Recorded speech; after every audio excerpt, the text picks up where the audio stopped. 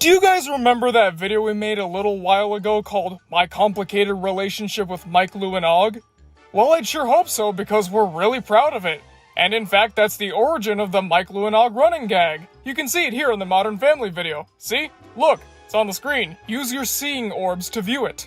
Now, there was an editor's note somewhere in that video that read something like, "This video was originally gonna be about my complicated relationship with Alan Gregory." Do you remember Alan Gregory? I'd sure hope not, because I, along with many people, think that Alan Gregory is one of the worst shows ever conceived by humans or orangutans. Now, the video was canned because at the time I was thinking, there's no way I can talk about Alan Gregory. There is no way. Everyone's already talked about it. Everyone's already bashed it to bits. Everyone's talked about their opinion. They've even talked about the production history. What could I possibly add to the conversation? At the time, I thought nothing, so I canned the idea and moved on to Mike, Lou, and Og instead. But then I got to thinking, no, I can add something. I can definitely add something. It's a weird something, but I can most certainly add it. I'm not sure there's anybody else on this entire planet that feels the same way about this show as I do, but you know what? I'm gonna throw it out there and get it off my chest. First of all, this is not going to be a video discussing Alan Gregory's flaws or what it does well, both things it does well. Instead, I want to tell you how I personally feel about the show and why my relationship with it is super bizarre. So first of all, I'm going to come right out and say it once again, the show is trash, absolute filth. But I can't stop watching it. I absolutely hate it, but I can't get enough of it. Which is not saying a lot because there are only 7 episodes, but still, I keep watching it again and again and again. But why?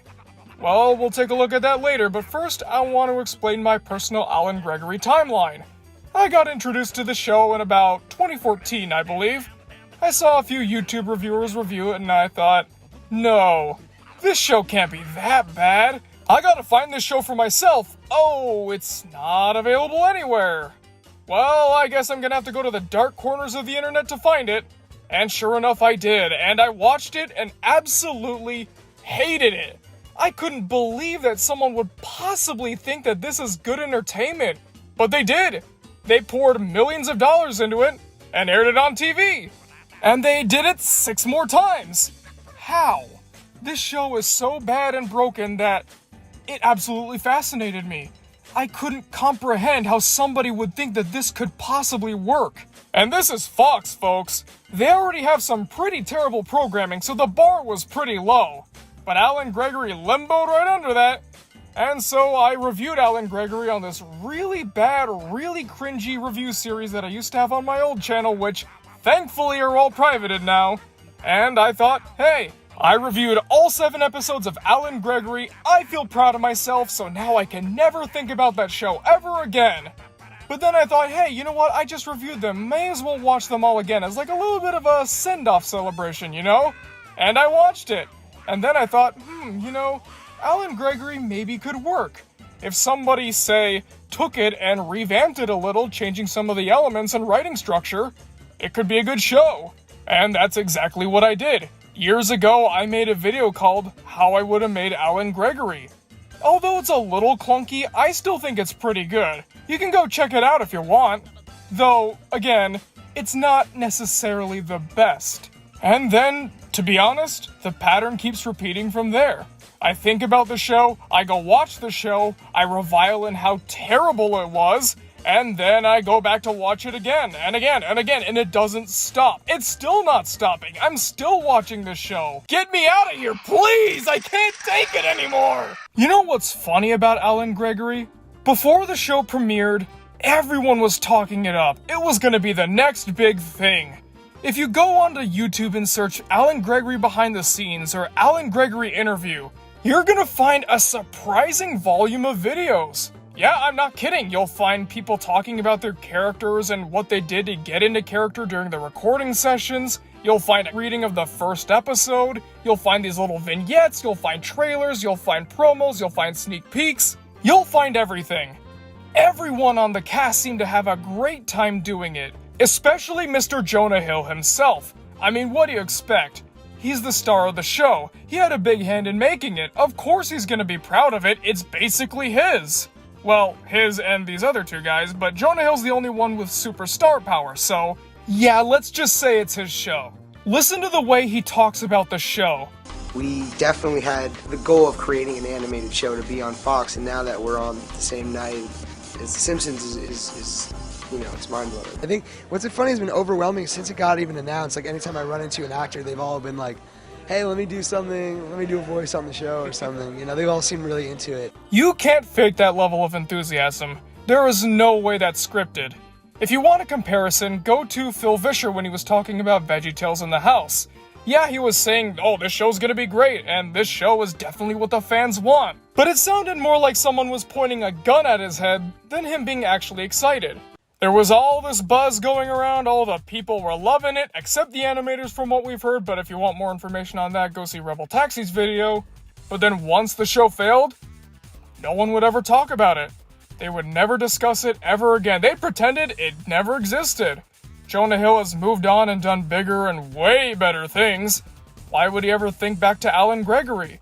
Well, he used to adore it. He used to think it was the best thing since sliced bread. That's part of the intrigue for Alan Gregory.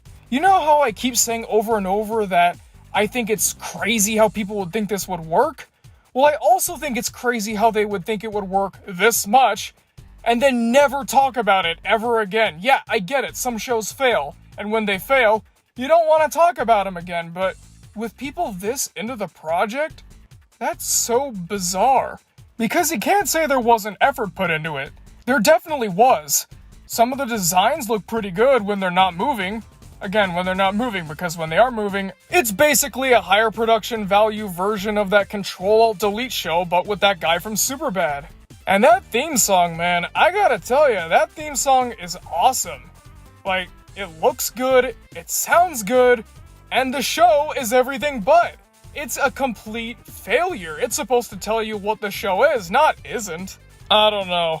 Alan Gregory is a gigantic enigma. Everything about it is utterly fascinating, yet also absolutely terrible.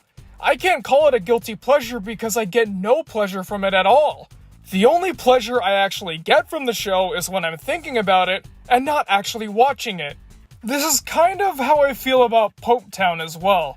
Yeah, you remember Popetown, right? Well, Popetown is the case of, this is so fascinating that they thought that this would actually be able to air, and how this is such a banned and controversial show that I gotta take a look.